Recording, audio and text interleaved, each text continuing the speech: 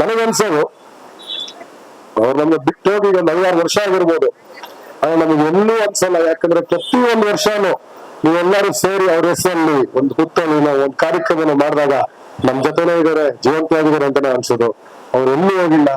ನಿಮ್ಮ ಮುಖಾಂತರ ನಾವೆಲ್ಲರೂ ಅವ್ರನ್ನ ಕಾಣ್ತೀವಿ ಅಂತ ನಾನು ಹೇಳಕ್ ಇಷ್ಟಪಡ್ತೀನಿ.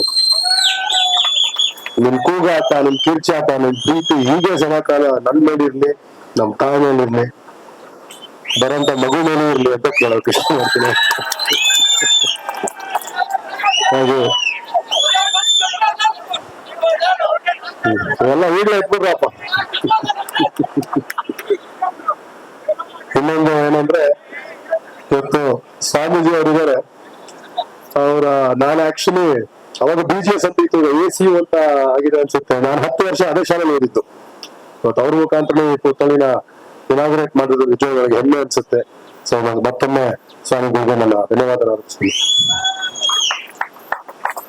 ನನಗೊತ್ತು ಎಲ್ಲರೂ ತುಂಬಾನೇ ಒಂದು ಪ್ರೀತಿ ಇಟ್ಕೊಂಡಿದ್ರು ಅಂತ. ಅದೇ ರೀತಿಯಲ್ಲಿ ಇದರ ಸಾವಿರಾರು ಕಾರ್ಯಕ್ರಮಗಳು ನಡೆಸಿ ಇಲ್ಲ ಒಂದು ಸಮಾಜಕ್ಕೆ ಒಂದು ಒಳ್ಳೆ ಸೇವೆ ಮಾಡುವಂತ ಶಕ್ತಿ ಅದೇ ಒಂದು ನೀಡಿ ಅಂತ ನಾನು ಕೇಳ್ಕೊತೀನಿ.